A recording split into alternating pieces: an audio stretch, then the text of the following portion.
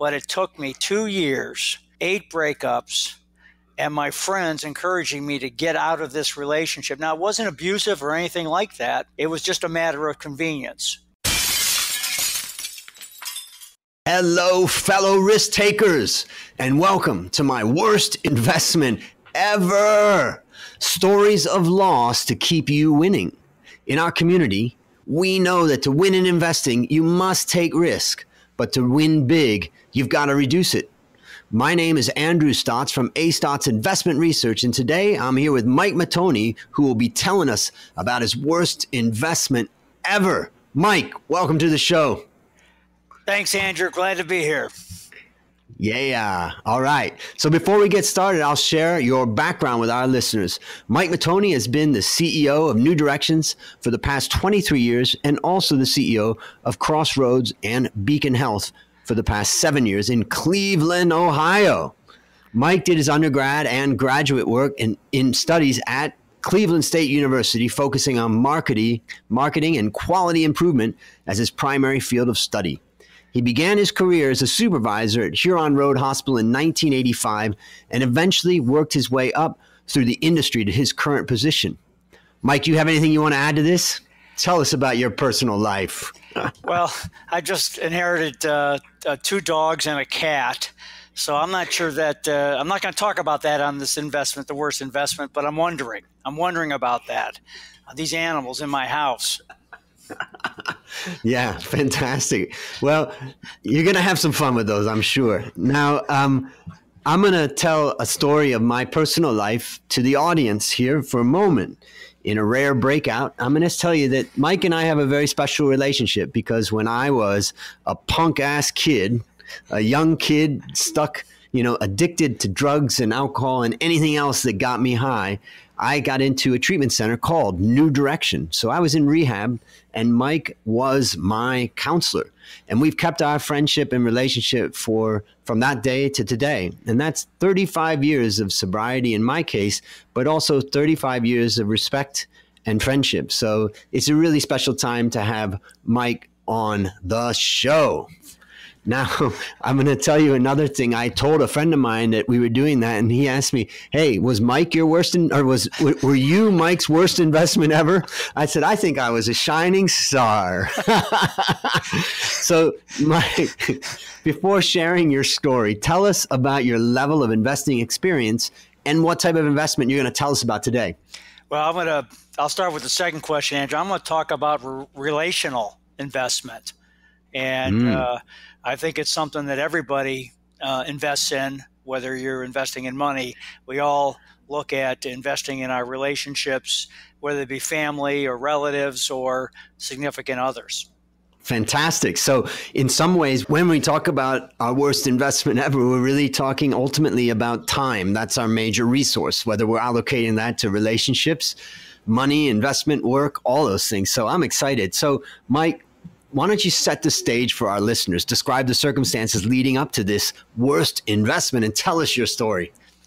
Well, I'm a 16-year-old, pimply-faced kid in Cleveland, Ohio, and I'm highly Catholic, and I like this girl, and I like her a lot.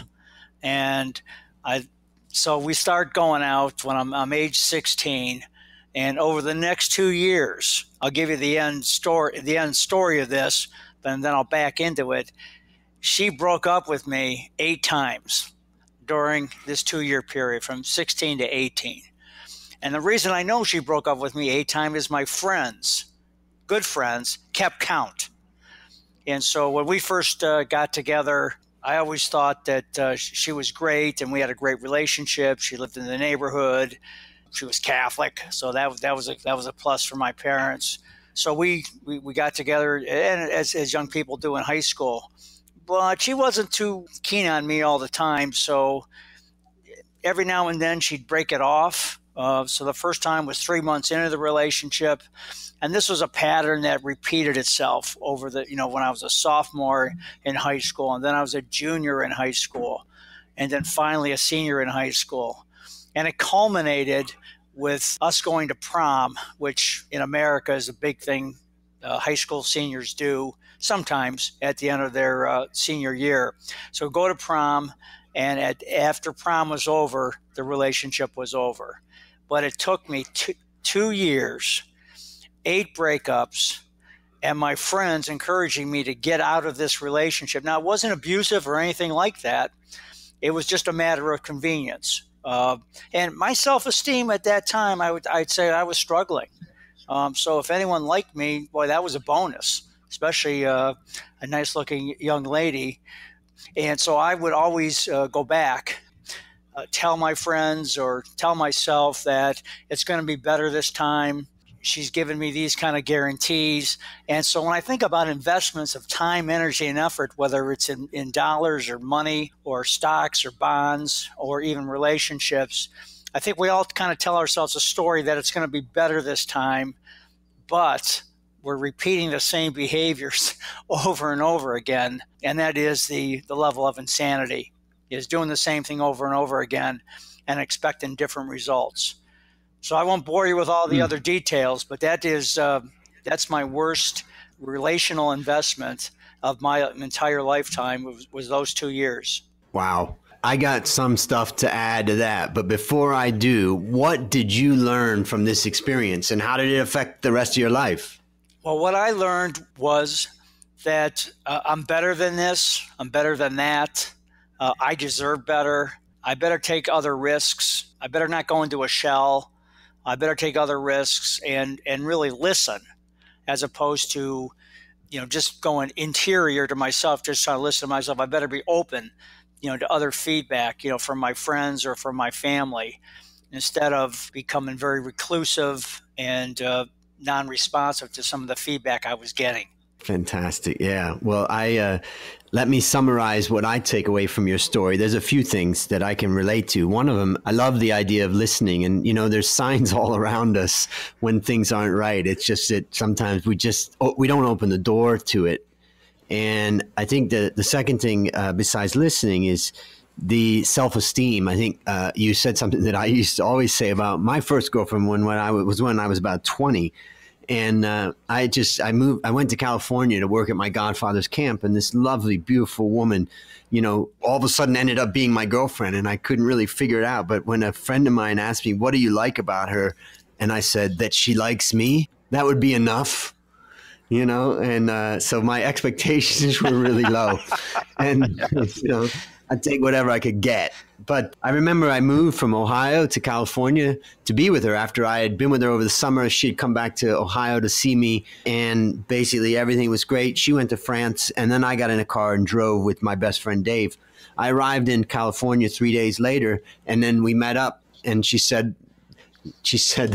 I want to break up. And I did what any self-respecting man who just left his home, sold everything he owned, packed up his car, left Ohio and drove all the way to California. I said, I'm begging you, let's stay together.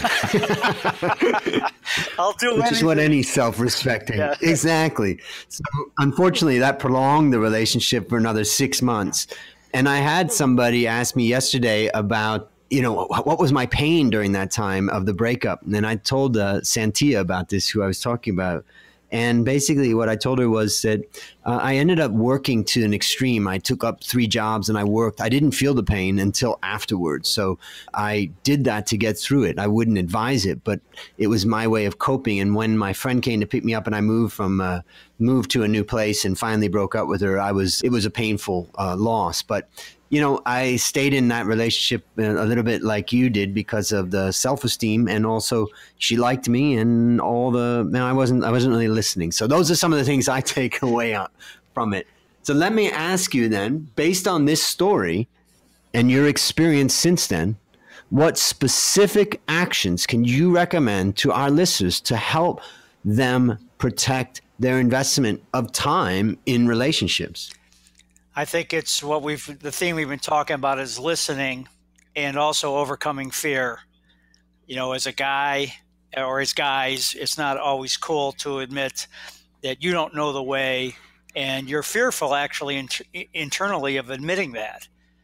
And so if you can acknowledge the fear or the insecurity and invite someone in who you trust cares about you and cares about your well-being, and they really can become your sage and kind of help you through. So it's a matter of staying open, acknowledging your insecurities, acknowledging your fears, and staying open, not staying closed. Fantastic. Well, there you have it, fellow risk takers. Another painful story of loss, in this case, time, to keep you winning. To find more stories like this, previous episodes, and resources to help you reduce your risk, visit myworstinvestmentever.com. As we wrap up, Mike, I want to thank you for coming on the show. I know it's painful talking about our losers, but our listeners are learning to win as a result. Before we close, can you leave some parting words with our audience? Yeah, the true definition of insanity is what I just described, is continuing doing the same things over and over again and expecting different results. So change your mindset, change your actions more than anything, and you'll get different results. Yeah, and that, just to add on, there's a saying that Mike used to say to me when I was sitting on the sofa at the treatment center. He used to say, "What action are you taking today, Andrew?" And it wasn't much most of the time, but Mike always said, you got to act your way into better thinking rather than think your way into better action. So I think action steps is what's key. So I appreciate that from you, Mike. Well, you're welcome, Andrew. Anytime. It's humbling to be with you throughout the years, and glad to be a part of your life today. Rock on. There you go, fellow risk takers. Another great story to help you create, grow, and protect your wealth. In this case, your wealth of time. I'll see you on the upside.